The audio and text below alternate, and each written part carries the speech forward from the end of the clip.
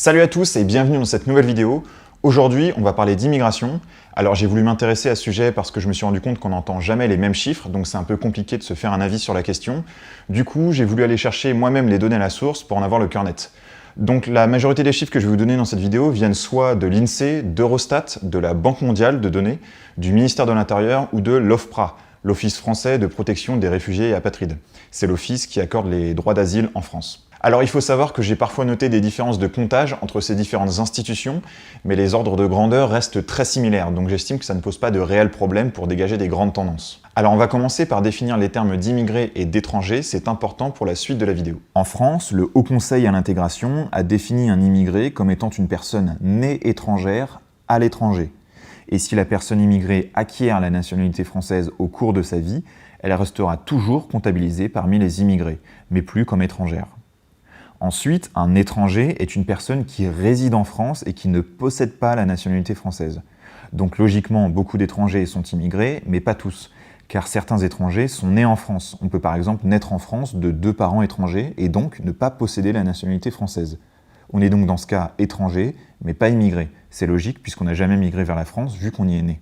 Donc, étant donné la définition d'un immigré, il est logique que de nombreuses personnes en France aient le statut d'immigré alors qu'elles vivent sur le territoire depuis très longtemps. Imaginons un Espagnol ayant migré en France lorsqu'il était enfant, disons en 1976, puis ayant acquis la nationalité française. Eh bien aujourd'hui, il est toujours comptabilisé comme étant un immigré, même s'il est français depuis des décennies. Et au final, en 2018, on comptait 6 491 400 immigrés en France, dont 2 447 500 ayant la nationalité française et 4 043 900 ne l'ayant pas et donc étant également étrangers. Et les immigrés représentent 9,7% de la population. Alors depuis le début du XXe siècle, la part de population immigrée sur la population totale a augmenté en France, comme vous pouvez le voir sur ce graphique. En 1921, on était à 3,7% et donc 9,7% aujourd'hui. On remarque une hausse durant l'entre-deux-guerres qui correspond aux vagues italiennes et espagnoles. Puis à partir des années 50, on a une arrivée surtout d'Algériens, puis de Portugais à partir des années 60. Et durant les années 80 vont également arriver beaucoup de Marocains. Le nombre d'immigrés étant nés en Afrique noire n'a quant à lui pas réellement connu de pic, mais est en augmentation faible et constante depuis la fin des années 60. Et vous voyez maintenant sur cette carte un classement des 5 premiers pays de naissance de ces personnes immigrées vivant en France. Plus l'on va vers le vert foncé, plus l'on a de personnes vivant sur le territoire français nées dans le pays. On retrouve dans l'ordre l'Algérie, le Maroc, le Portugal, la Tunisie et l'Italie. Et à l'échelle des continents, l'Afrique représente 46,1% des pays de naissance des immigrés, l'Europe 33,5%, l'Asie 14,5% et l'Amérique plus l'Océanie seulement 6%. Alors ensuite, où vivent les immigrés en France? Donc sur ces deux cartes, vous voyez à gauche le nombre d'immigrés par commune, donc ça nous donne une idée des endroits où les populations immigrées sont les plus installées, et forcément, sans surprise, ce sont les grands centres urbains. Donc en gros, si vous prenez une carte de densité de la population française, vous aurez un résultat similaire, c'est normal. Et à droite, vous avez la part de la population immigrée sur la population totale, toujours par commune. Les teintes rougeâtres représentent les communes où on a un taux supérieur à la moyenne nationale. Donc ici, ce qui est intéressant, c'est de corréler les zones de forte densité à gauche avec les zones de fort pourcentage par rapport à la population totale à droite. Donc évidemment, on a la région parisienne qui ressort très nettement, la région marseillaise jusque Montpellier, toute la frontière nord-est de Lille à Strasbourg puis jusqu'à Mulhouse, la région lyonnaise et Bordeaux et Toulouse également. Donc en gros, encore une fois, ce sont les grands centres urbains qui sont surtout privilégiés par la population immigrée. Alors sur la carte de droite, vous voyez pas mal de communes au-dessus de la moyenne dans la partie sud-ouest du pays, en Nouvelle-Aquitaine et Occitanie. Alors ce sont surtout de petites communes rurales dans lesquelles on va trouver, entre autres bien sûr, beaucoup de retraités étrangers, et notamment des Britanniques. Mais si on reste sur les zones urbaines, parmi le top 10 des aires urbaines de plus de 200 000 habitants, où l'on trouvait en 2012 la plus grande part d'immigrés dans la population totale, on retrouve les parties françaises de l'aire urbaine de Genève, Paris, Mulhouse, Nice, Strasbourg, Grenoble, Lyon, Nîmes, Montpellier et Marseille. Alors ensuite, voyons un peu ce que font ces immigrés. Selon l'INSEE, 45% sont des actifs ayant un emploi, 9% sont chômeurs, 32% retraités, 3% sont des élèves, étudiants ou stagiaires non rémunérés, 6% sont des hommes ou femmes au foyer et 5% sont classés comme autres inactifs. Si on compare aux chiffres de la population totale, on note surtout un taux de chômage plus élevé chez les immigrés, presque 2 fois supérieur, davantage de retraités et 3 fois plus d'hommes ou femmes au foyer. Ok, alors tous les chiffres que je vous ai donnés jusque-là concernent les immigrés déjà sur le territoire, donc qui y vivent, qui y travaillent, etc. Maintenant, on va s'intéresser aux nouveaux immigrés, donc aux entrées sur le territoire. Qui arrivent en France? Combien sont-ils? D'où viennent-ils? Pour l'année 2017, l'INSEE nous dit que 37% des migrants entrés sur le territoire sont arrivés d'Afrique, 35% d'Europe, 18% d'Asie et 11% d'Amérique et Océanie. Et pour l'année 2018, on retrouve dans le top 5 des pays d'origine le Maroc avec 31 792 migrants, l'Algérie avec 29 200, la Tunisie avec 18 743, donc le Maghreb pour le trio de tête, puis la Chine avec 14 122 et le Sénégal avec 8 281 migrants. Et vous voyez maintenant un graphique montrant les motifs de délivrance de titres de séjour entre 2007 et 2018. Donc déjà, on voit clairement une évolution du nombre total, presque plus 100 000 en 11 ans, avec un total de 280 571 titres de séjour accordés en 2018. On voit également que les catégories les plus représentées sont les délivrances pour motif familial et pour les étudiants. Et que sur la période, les catégories ayant le plus augmenté sont les délivrances pour motif humanitaire, pour les étudiants et pour motif économique. Ils ont tous plus ou moins doublé. Alors ensuite, parmi la catégorie humanitaire, on compte 24 613 droits d'asile accordés en 2018 par l'OFPRA, l'Office français de protection des réfugiés et apatrides. L'OFPRA accorde majoritairement 2 types de droits d'asile, l'un lié au statut de réfugié et l'autre lié aux bénéficiaires de la protection subsidiaire. Alors le statut de réfugié est défini comme tel. Le terme de réfugié s'applique à toute personne craignant avec raison d'être persécutée du fait de sa race, alors désolé pour le terme de race, le texte date de 1951, de sa religion, de sa nationalité, de son appartenance à un certain groupe social ou de ses opinions politiques. Et la protection subsidiaire s'applique aux personnes dont la situation ne répond pas à la définition de réfugié, mais qui courent un risque de peine de mort ou directement d'exécution, de torture ou de peine ou traitement inhumain ou dégradant, et sont également concernés les civils courant une menace grave résultant d'un conflit armé. Et si on regarde les 10 premiers pays en termes de nombre de ressortissants ayant obtenu un droit d'asile en France, on voit que ces 2 définitions correspondent à la situation de ces États.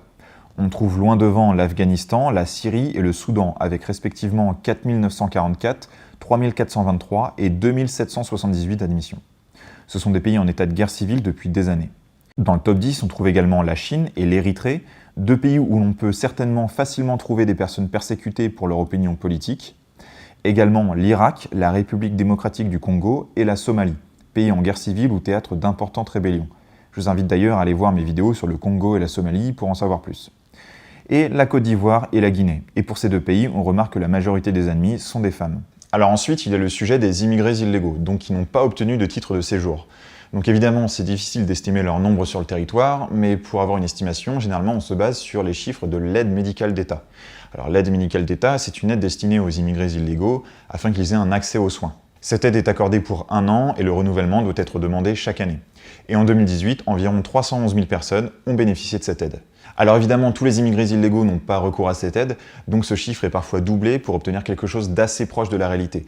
Donc disons entre 500 et 800-900 000 illégaux sur le territoire, pour donner une large fourchette entre estimations basses et hautes. Ensuite, pour les routes migratoires, rien de bien surprenant. Un certain nombre de migrants passent simplement par les hubs aériens. Et sinon, concernant les routes, disons, plus difficiles et qui sont souvent celles de ce qu'on appelle au sens large les réfugiés, eh bien on va trouver un certain nombre de passages à travers le Sahara pour les migrants d'Afrique subsaharienne. Et ensuite, les zones de départ par bateau vont se trouver un peu partout sur les côtes sud de la Méditerranée, du Maroc à l'Égypte en passant par la Libye. La Libye a été mise en avant comme pays de départ des migrants du fait des conditions extrêmement précaires. Depuis la chute du régime de Kadhafi en 2011, beaucoup de trafiquants ont profité de l'instabilité du pays pour organiser ou renforcer des réseaux de passeurs et de trafic d'êtres humains. Ensuite, l'objectif est de toucher le sol de l'Union européenne, donc surtout l'Espagne, l'Italie, Malte et la Grèce. Et pour les migrants qui viennent du Moyen-Orient, on a vu qu'il y avait eu beaucoup d'admissions au droit d'asile pour des Afghans ou Syriens. Et bien ceux qui ne prennent pas l'avion vont avoir pour objectif d'atteindre l'Europe via la partie européenne de la Turquie. De là, ils sont en mesure de rejoindre la Grèce ou la Bulgarie, pays membres de l'Union. Sinon, d'autres embarquent depuis les côtes turques pour la mer Égée, espérant également rejoindre la Grèce. Bon alors je vous ai fait un petit résumé de l'immigration en France, il y a pas mal d'infos, je suis désolé, mais à la fin de la vidéo, je vais vous mettre un écran récapitulatif avec toutes les données clés. Mais la vraie question à se poser maintenant, avec tous ces chiffres, c'est qu'est-ce qu'on en fait? Comment on les interprète? 6,5 millions d'immigrés en France, c'est beaucoup, pas beaucoup. Pareil, 280 000 entrées en 2018, c'est trop, pas assez? C'est difficile à dire. Mais ce qui peut être intéressant, c'est de comparer ces chiffres avec ceux de nos voisins ou même de pays plus lointains, même si évidemment chaque pays a ses spécificités et ses propres besoins en termes de solde migratoire. Mais ça pourra au moins nous donner une idée. Alors les prochains chiffres que je vais vous donner viennent essentiellement soit de la Banque mondiale de données ou d'Eurostat. Et comme je vous disais en début de vidéo, ils diffèrent un peu de ceux du ministère de l'Intérieur, mais les ordres de grandeur restent les mêmes.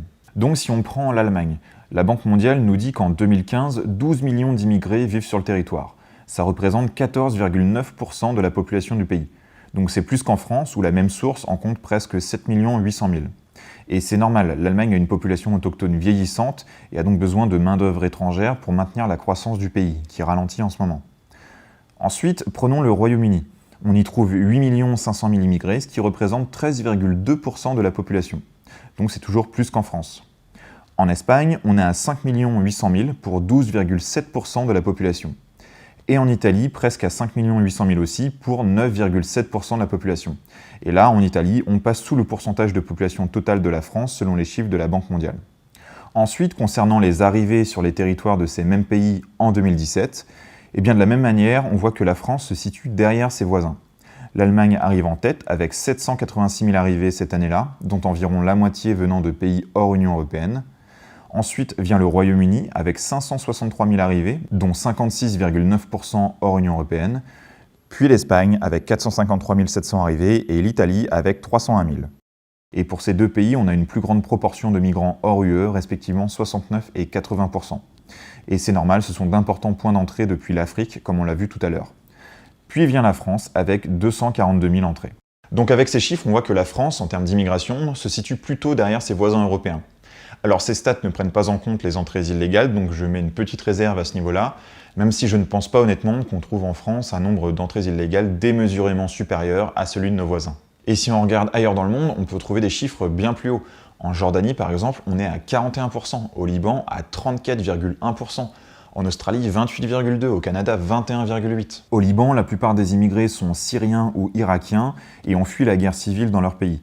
Donc on se retrouve avec une situation tendue et de détresse pour ces populations.